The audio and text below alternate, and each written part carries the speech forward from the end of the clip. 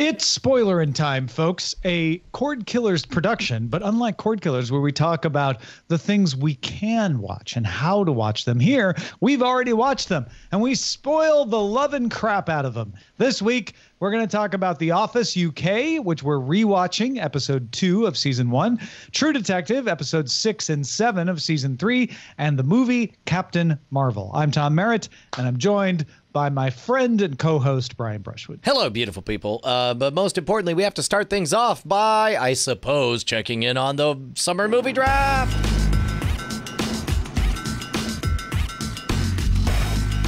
First of all, Brian, my compliments to the chef at draft.diamondclub.tv. Oh my gosh, doesn't it look great? Beautiful new website that T2T2 has put together. Yeah, dude, it's fantastic. I suppose my guess is, what's funny is like I'm old fashioned, so it's like I go to the charts. Is there a way to arrange everything in chronological order? I mean, this is like it's so beautiful that immediately I want to know movies. What else can it do? Oh, you click on movies. Diamondclub.tv, click on the word movies. Oh, there it is. Oh, this is great. Oh, my goodness. This is amazing. And, of course, the Chat Realm League. Oh, this is great. Right now, it's a 216-way tie. In the Chat Realm League. Yeah. You're in first. Everyone who's playing. No, everybody who got Captain Marvel specifically. Marvel. Everybody who took Captain Marvel. Yeah. Exactly. Well, and that's a good point.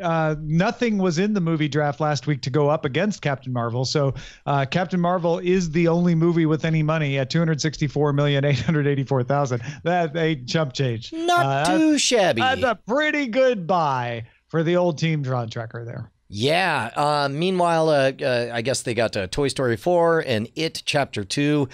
I think they're looking at what, maybe 750, 800 million total. Yeah. We'll see how much the Captain Marvel train continues, because we do have some movies coming out this week, although neither one of them really are going to threaten Captain Marvel particularly. Hotel Mumbai, which is Team Hammerson's movie, comes out, and Us, which is Team Beerist's, it's Grant's movie, is coming out. But those are not expected to do $100 million, $200 million. Well, Dumbo is probably the next big one. That's your movie that's coming out in 2 weeks. Yeah. Something tells me Dumbo, those Disney people, they know how to make a little bit of cash. They do. Whether will that steal from themselves with Captain Marvel? Well, I don't know. To be honest, I perceive that Captain Marvel, its biggest challenge, and I probably should have looked this up to begin with, is to whether or not it would maintain its week-over-week dominance. It did the first 2 weeks. Yeah. So that's a good question. Yeah. And I'm actually going to finally get back on my wife's preview train. I'm going to go see Us tomorrow night. Apparently, it is incredibly scary. So I'll let you know next week what I think. Trailer alone was scary. Yeah. So that's where we are with the movie draft. Let's talk about aforementioned Captain Marvel, which has plenty of people who love it, plenty of people spending lots of money on it. Brian and I got to see it together last week when I was in Austin, Texas. I liked it more than you, but neither one of us loved it. Yeah. Okay. Things that I think make a good movie. Plots. Characters who develop, likable, jokes, those are good. Also, references are not jokes. Stating things that happened in the 90s is not a joke. Look, it was really tough. It was like sitting down on the couch next to somebody playing a video game, and you're like, oh my God, I heard great things about this video game. And they're like, yeah. And then you see them typing in the console commands. You're like, what are you doing? And you're like, unlocking God mode. And you're like, what does that do? He's like, makes me so my character is super powerful, has nothing to worry about. Also, the universe has no consequences whatsoever. And at no point do you feel threatened. And you're like, well, does that make it a better game? They're like, no, but it makes me feel really good playing it. We're like, but you're playing it. I'm watching it. And they're like, well, too bad for you, Brian. I mean, the problem with talking about Captain Marvel is it's become such a football for other things that if you don't like it in a way that's different than the way somebody liked it, now you hate them. And that's not fair. Brian didn't find it funny. Maybe you found it funny. I found a couple of things funny, here and there. I also felt like you didn't have as much of a character arc as I would have liked. That you just didn't see her have the challenge that she needed to really feel like I would stand up and cheer for her. And I liked her. I wanted to stand up and cheer for her, but I just never felt that the moments they gave us that were supposed to be, okay, here she is prevailing against the odds, were those moments that really like caused me to feel like the tension had built up sufficiently that she would overcome them. That said, the storyline about the fact that she had been taught to suppress her emotions and had to come to realize that she didn't necessarily need to do that and she could trust herself, I think that played very differently depending on who you were. And I'll just be honest, it didn't play as well as I think it could have for me, but your mileage may vary. Yeah, I think my biggest beefs are storytelling vibes. Telling is not showing, and there was so much telling. There was so much telling. Like there was like 3 openings to the movie in there. I wouldn't have mind seeing everything. I feel like there was like a rejection of the traditional way that Marvel origin superhero movies go, and they went so far to not be everything chronologically in order that I think the story really suffered for it. And as a result, the opening scene is like 20 minutes of this lecture about like, now, your emotions are a thing, and just believe me because I'm a trustworthy source who will later be the villain of this story. I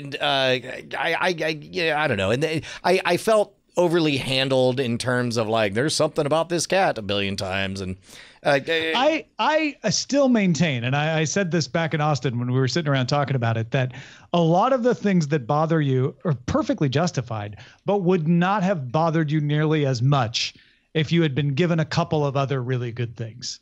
Correct. I think you would start to forgive the cat.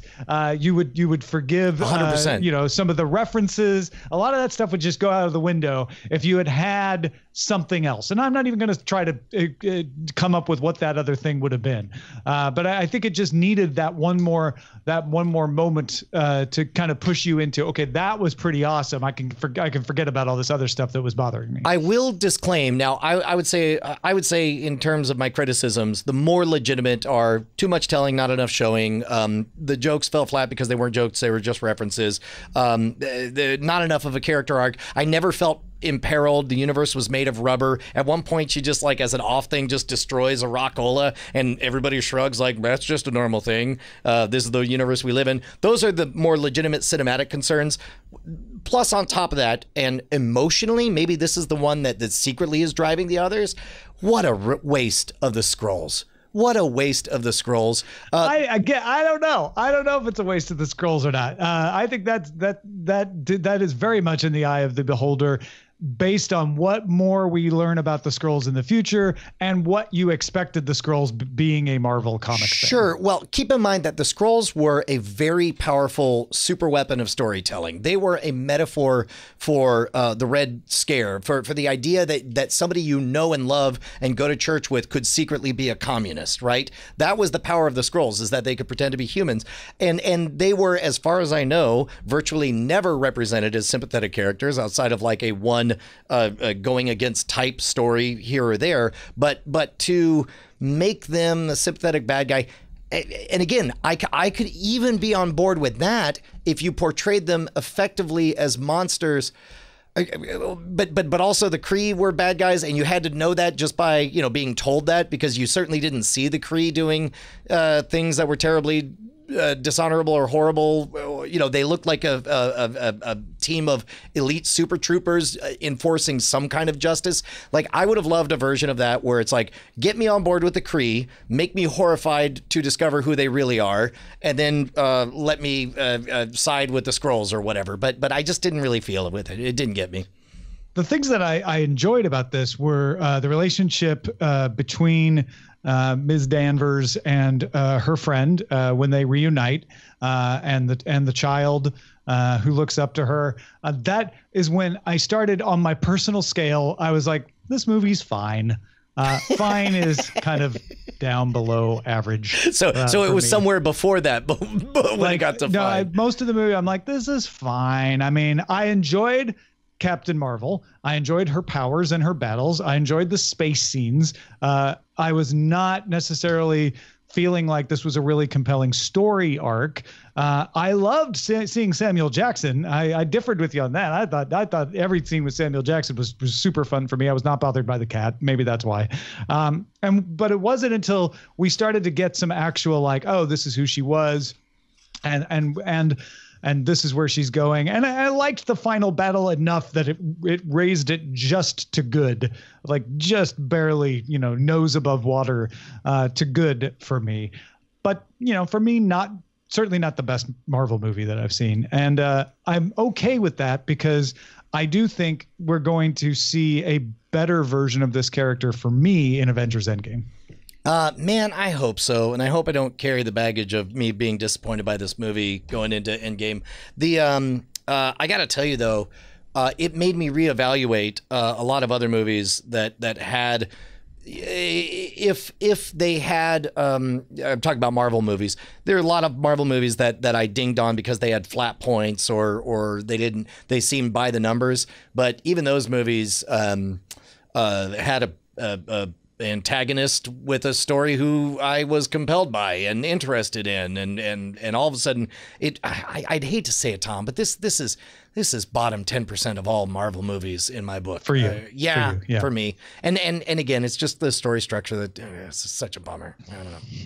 All right, let's talk about True Detective episodes 6 and 7 of season 3, where I feel like, okay, the story we've been talking about between you and I on this is basically that we're more interested in Roland and his partner's mystery than we are in the mystery of what happened to the girl.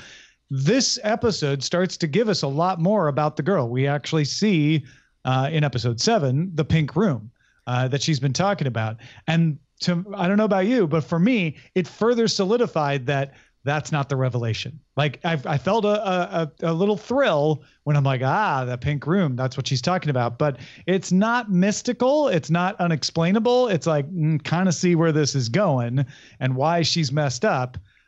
But what I'm more interested in is filling in those pieces of his memory that have been kept from us by the storytelling of him as someone who's losing his memory. Is the last thing you saw, and forgive me, last week, this is one of the greatest positive testaments I could give to True Detective is it was very difficult for me to stop. I was ready to just gobble up all the rest of the story because once we hit that pink room moment, I was in all the way. Did you watch anything after her dad sees the pink room? Well, I mean, I watched the rest of that episode. Okay. If you're asking me what happens after that, I'm going to have a harder time telling you exactly what happens, but yeah. No.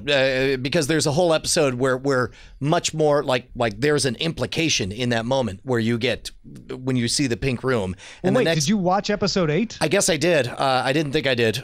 We talked about it. We tried to coordinate schedules. That's the series finale, episode 8. Did they wrap up the story? Oh, no. Okay, but then you didn't watch episode 8. So what are you trying to tell me? I guess you're talking about. Are we talking about the moment that the dad encountered the pink room at the end of one episode? Yeah, the dad walks in. The room is pink, and behind him is the security guard that they had been interviewing earlier that day. Did I finish this thing without you and didn't know it? Because do you know of an episode called Now Am Found? Yeah, that's episode 8. Well, I mean, I know I can know of an episode. Brian found it so hard not to watch episode 8 that he did. Wait, that's the last episode? Yep. Yeah, it's the final episode. All right, well then, spoiler alert, it ends with you not feeling like it's over. Damn it. Okay, regardless. It's great. Cinematography is great. The character work is great. The acting is next level. So good. I loved everything about this. I loved the, now I don't know which parts I can say and not say. Outside of to say, sorry, I enjoyed it too much. I thought there was 10 episodes. Nope. And you only told me you watched 6 and 7, so I stopped. Okay. Well, I will rewatch episode 8. We'll rewatch 8. All the stuff that happens in these two episodes is filling in the gaps of mostly that middle period. Right. We get a few things about who planted the bag. Turns out it was the guy who became the security guard at Hoyt. We find out that security guard at Hoyt is definitely involved in Hoyt's personal affairs. And I think the ending is when Hoyt shows up with a couple of black cars in front of their house and calls him and says, I could come in and meet your wife and beautiful two children, or you could come out here. But you definitely want to talk to me because you don't want me going telling the police what you did yesterday, which what they did was they killed the security guard. Yeah. Okay. No, this is all the thing. I think that I got confused because the pink room thing was at the end of episode 6.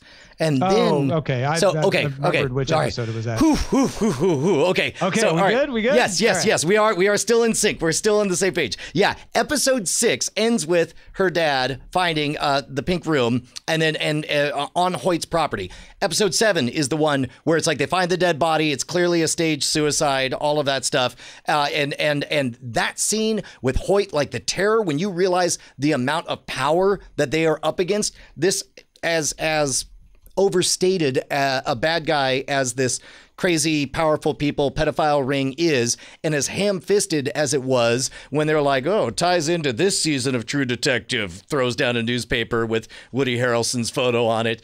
As ham-fisted all that was, like super chills in that moment when all of a sudden he's got a phone call and he's realizing that he's messing with powers that be. What I loved about that moment was that you got a strong sense of why our main character and Roland in their 70s are still scared to even think or talk about this, to even open that up. And you're waiting to see just how bad the penalties are. And so, yeah.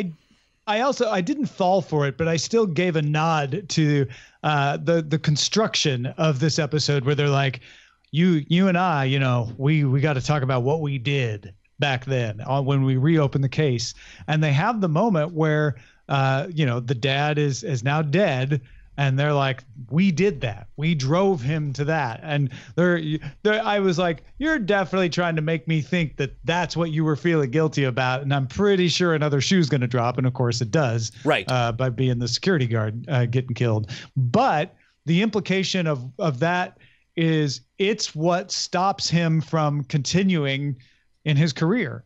Because we get that moment where they say, like, well, I'm surprised you never reopened this case later on. And he's like, yeah. And, he's real vague. And you can't tell if he just doesn't remember or if he remembers all too well. But I feel like we're going to see that in the next episode. Oh, my God. You have no idea the relief I'm feeling knowing that. I'm sure, yeah. Because I was just thinking, like, wait, if that's the last episode, then I'm really upset at this season. The end of episode 7 is not a good enough end. To yes. For sure. Although it did get close enough. What's funny is for that brief moment that I thought that I was hearing that you were correct and that I had seen the whole thing, it occurred to me that we have gotten the bulk of the answers that we want to get. We do know what the bad guy is. We do know what happened to the kids. We do know how horrible it is and why they don't want to talk about it. Like, now we're just waiting for closure at this point going into season 8. Closure and the final missing pieces of Roland's story, right? His like what he did in response is the last thing, which makes sense. That's what our last episode's going to be about. And the mystery was never about what happened to the kids. The mystery has always been, what did he do? And that's what I'm very excited to find out. And even now, in a horrific version where this was the last episode, I feel like we got close enough that I think he would feel pretty terrible for murdering that dude. Although technically self-defense, but also technically they took him to a barn and also technically like violated his civil rights. And yeah.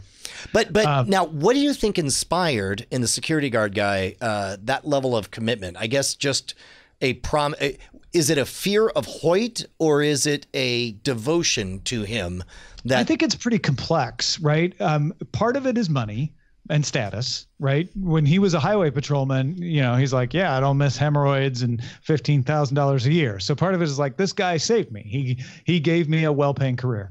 There's also the implication that the dad was gay and ashamed of it, right? Because we see the pamphlet about curing yourself of homosexuality. And there's the very strong implication that the security guard is also gay, because Mahershala says, like, yeah, I don't eat donuts. And he says, yeah, I can tell, and they linger on that shot just enough to make you go, all right, is he also part of this? And maybe there's, especially from that time period, some shielding to say, like, you can have your lifestyle and we'll shield you from those who would judge you and drive you crazy, like Tom. That's like interesting. Like I didn't pick up on that at that moment, although I could see how that could be implied, especially at a time when it was more important to speak in code and code. Subtle things went a long way. Yeah. That's interesting. So we still don't know what's the main character's name? I want to say Wayne.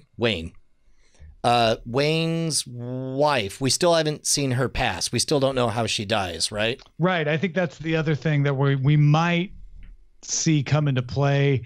It might happen they're sort of implying that she just died, because they were getting old and she just happened to go first. And I pretty sure that's not the way. Well, and by the way, they've done a good job of training us to say there's something extraordinary about this case and the number of people who, die who are looking into it.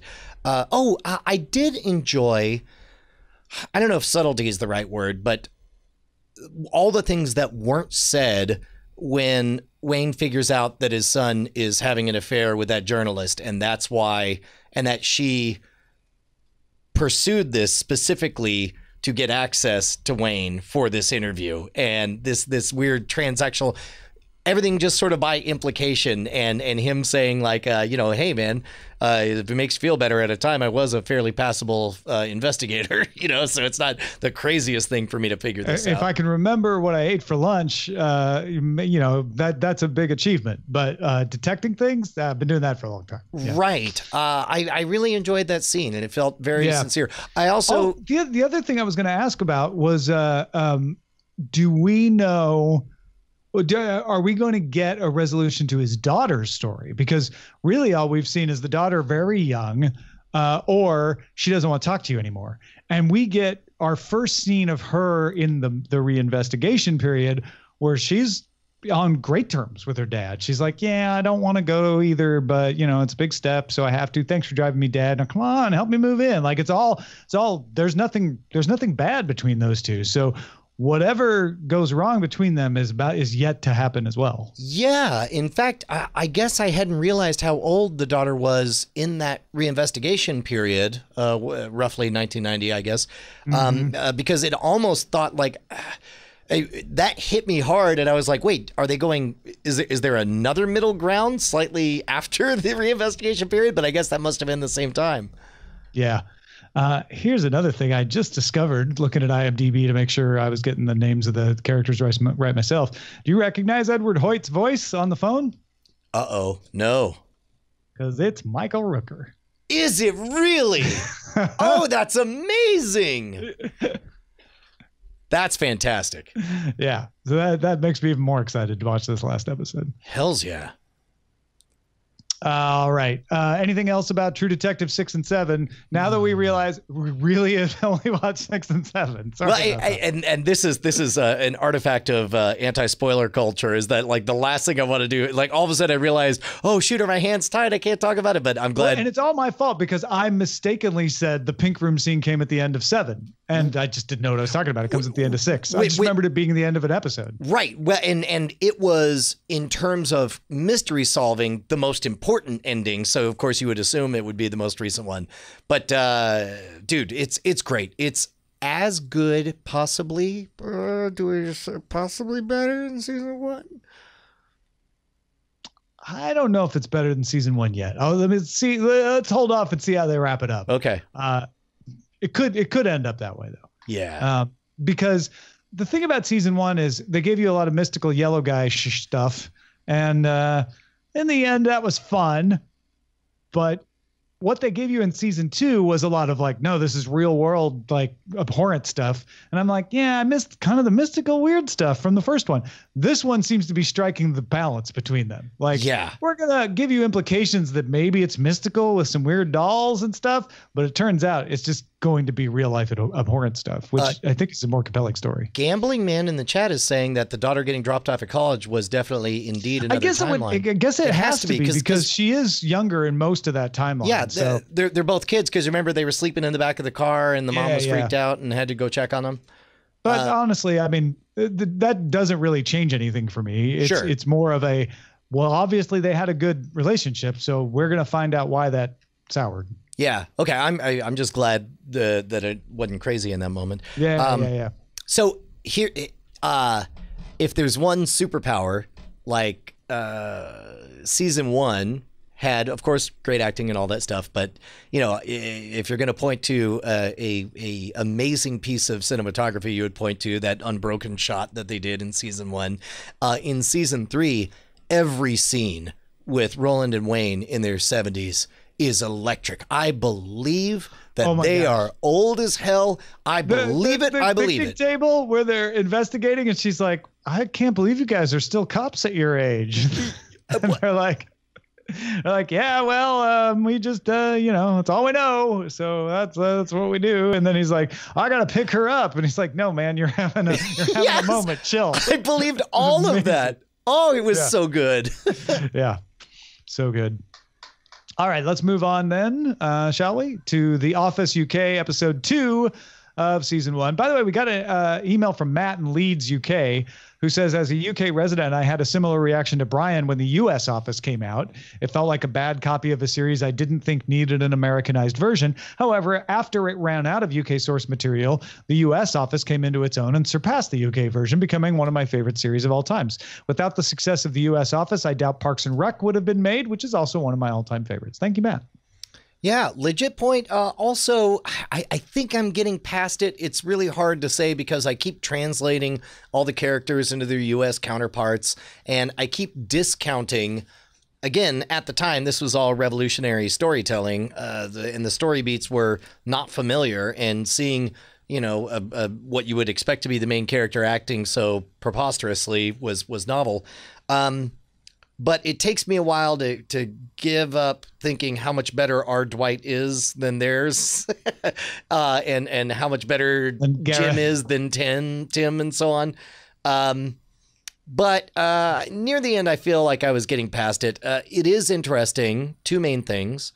One, man, oh man, did they curse a lot on British television? And they got there's some dark graphic imagery, or I don't know about dark, but there's some graphic sexual imagery described casually, which is not something that I associate with The Office. Yeah, the actual description where they're like, oh no, it is not, it is. She's like, oh, I thought it was one guy doing this, and he's like, oh no, it's just two guys doing that. And I'm like, wow, they just went out and said all of that. Right, cool, all right. And then also, you know, their version of Michael Scott. I still haven't learned the other guy's name. What is it? David Brent. Yes, David. You have learned his name. What do you? David Brent leans into some different territory, whereas our Michael Scott pretty much exclusively relied on 5 to 10-year-old. You know, just barely out of their prime, like now your mom's saying it, so it's not cool stuff. David Brent goes into some different, darker territory that he just drops here or there. And you don't get the discomfort with himself that you do from Michael Scott. You could tell that everything Michael Scott does is from a terror that he's secretly not as cool as he wants to be. Whereas David Brent, I think he's totally comfortable with who he is, and just genuinely doesn't care. He thinks he is the coolest guy in the office. And in so, maybe he is. Oh, the other thing I noticed is, man, oh man, so many of these British references. Like, I can only tell from the comedy beat timing that I'm like, oh, I assume that was a joke, that fourth name that he said, because I guess it doesn't belong with the other three. Well, I eat regularly at a British pub, Brian. So of course I never miss any of those references myself. Oh, did you? Did you catch all those? Yeah, I can't remember any of them right now, but I'm sure. You're sure you caught all of them? Every single one of them. All right. Absolutely. There are definitely some, all kidding aside, like there are definitely some moments where I'm like, okay, I don't know who that is, but I get it. I can imagine who that would have been that I knew that would have made that funny or whatever. That doesn't really get in the way for me though, because I think the most fascinating observation you had was that difference between Ricky Gervais and Steve Carell. If you want to point to one thing that is entirely different between these two, and it doesn't depend on which one you saw first, which one you're going to like, is that Ricky Gervais's David Brent is an entirely different character than Steve Carell's Michael Scott. And I think you nailed it into why that is, because Ricky Gervais wants to show like the ridiculousness of a certain type of person, whereas I think Steve Carell is just trying to play an insecure manager. And when I say that, I don't mean like it's an easier part for Steve Carell. He's just playing a different character. Whereas I think Ricky Gervais is trying to make a commentary on a certain type of person with David Brent, who is totally lacking self-awareness. Yeah, I'll be interested to see at what point I fall in love with David Brent, because I'm sure it'll happen. But for now, he lacks the immediate insecurity that made me feel like I had Michael Scott's number within 10 minutes of the opening of the very first episode. Right. And I'm betting there'll be some other deeper insecurity that is revealed, because it sounds like there are other structures that are the same, like his unwarranted affection for the on the road sales guy, who I think is only mentioned by name in the second episode here. But as an intellectual exercise, I'm enjoying it. I'm excited to reach that visceral moment where I stop translating everything and enjoy it just for what it is. Yeah, I think they've done a very good job of showing Jennifer not really respecting David in a way that is, I assume, going to lead to the twist that we got in The Office US, right?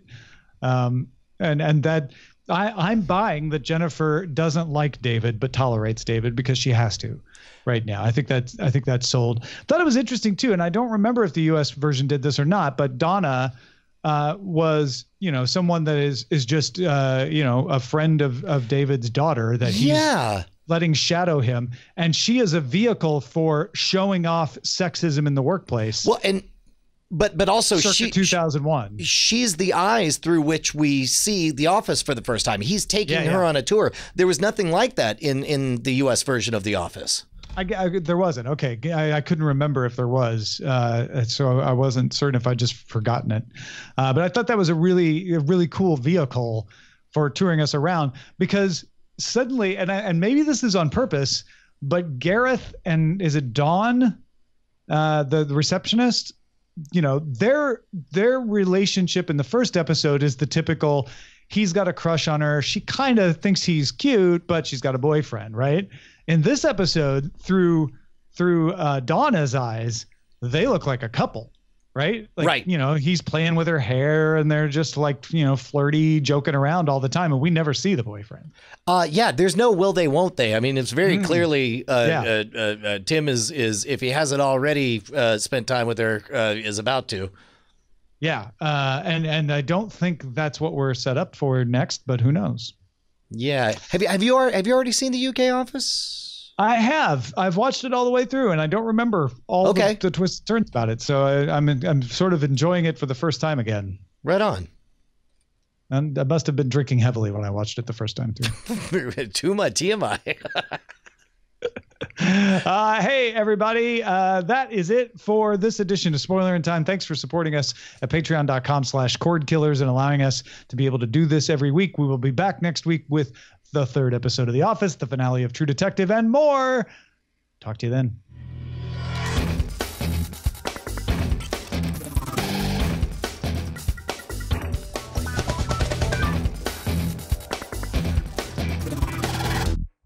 Hopes you have enjoyed this program.